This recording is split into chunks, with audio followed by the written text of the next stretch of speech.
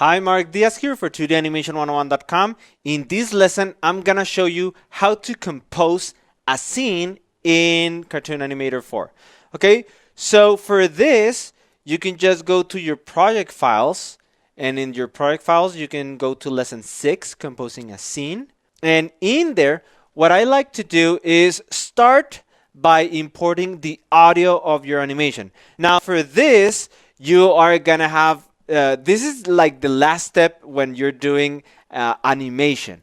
You work the sound, you work you have your storyboard, you have your character design, you have the background, you have everything ready. And now that you have everything, you just put it all together in Cartoon Animator. And in this lesson, I'm gonna show you how. The first thing I'm going to import is the audio scene. The way I do this is that I go to Cartoon Animator 4 and I import the audio. That's the first thing I do. I open the timeline and then I show the project. If you're just opening the Cartoon Animator for the first time, you're not gonna see the project. You just have to click on track list and then project. And in there, click on sound effects 1, then double click on frame 1. And then from there, just go to lesson 6, composing a scene, and I can just open the audio scene. Then I'm gonna import the background. In general, I don't do this in any specific order. I just start importing all the elements. In this case, I'm gonna import the background. So for that, I just click on the jungle background, click and drag into Cartoon Animator. And I like to import it as a prop. Then click yes to set the maximum image resolution. And there it is. Now I'm on frame 89. When I'm importing everything, I like to go to frame 1 so I can put them in position. If not, I'm going to press Ctrl Z to show you. If I was on frame 89 after I imported the sound right here, 89, actually, you know what? I don't like to have the animation too long. The animation are usually 2000. So when you are composing a scene, it's better to have your animation fit the duration of your project, right? So for that, I can just go to frame 90, for example, click on settings, and then in project settings, just put 90 and then enter. Now let me show you. I was showing you about the background. When you just import it and you are on another frame that is not frame 1 and you move it, look, I'm adding an animation. Let me go to the beginning and then hit play. It's moving, you see? That is why when you're importing something, I'm just gonna delete it. Make sure you go to frame 1 and then I just pressed Alt-Tab and then just import the background as prop. If it's too big, set the maximum range. And in there, I just center the image. Then I'm just going to import the characters. This is the Hunter's character.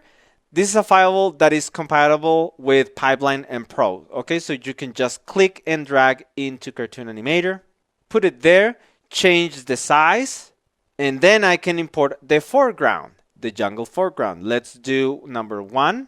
Click and drag into Cartoon Animator as a prop. Put it in place and scale it down a little bit. And then click and drag the next one as a prop.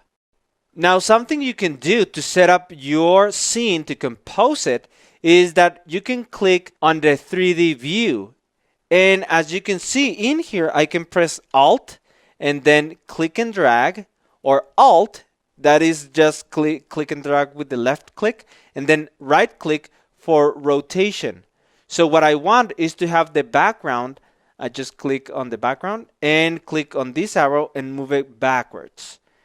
And then the foreground, I want it closer to the camera, both of them. And then I click on the 3D view again, go back.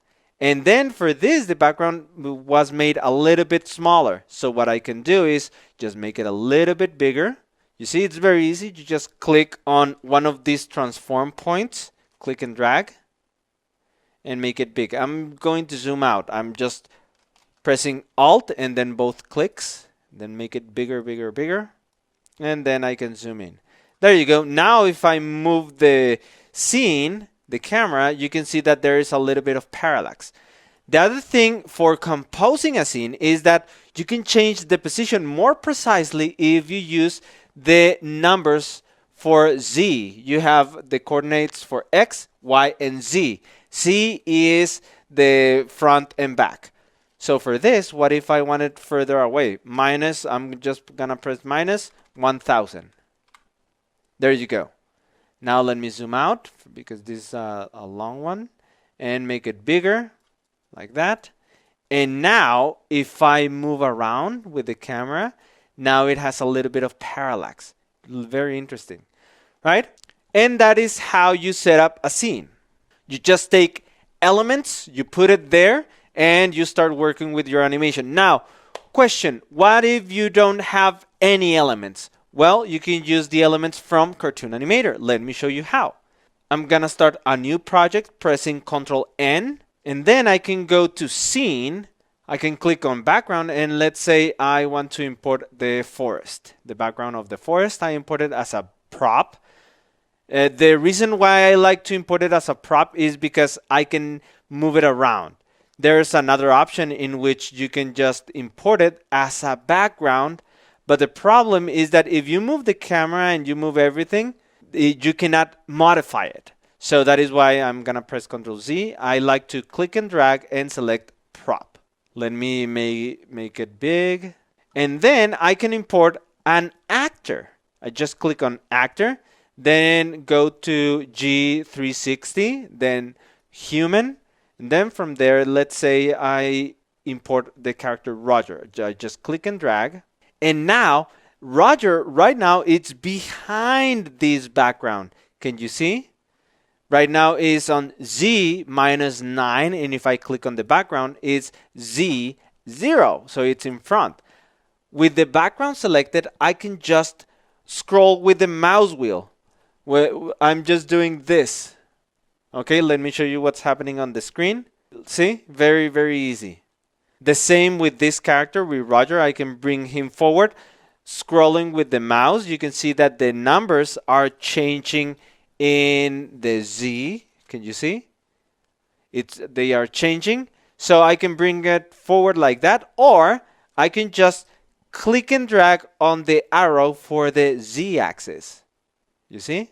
I bring him forward.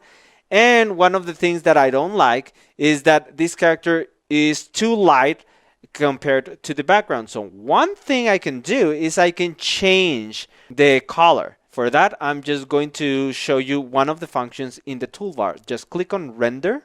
Let's put a brightness of -15 and a saturation of -10. There you go. Now this is blending a little bit more nicely.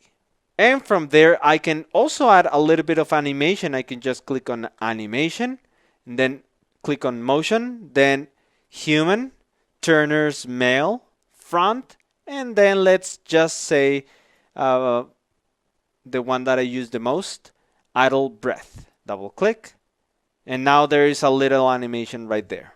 Super duper fast. For this, I didn't produce this character. I didn't produce the background. I didn't do anything, and I just took everything from the library. So question, where can you get more assets if you don't want to be drawing or doing any animation and you just want to take from a library? Well, something you can do is that you can go to the Reallusion store. In any internet browser, you can just go to reallusion.com. Then in here, just go to new Cartoon Animator. I just click on the arrows, go to Cartoon Animator. And then if I go to add-ins, I can go to Content Store.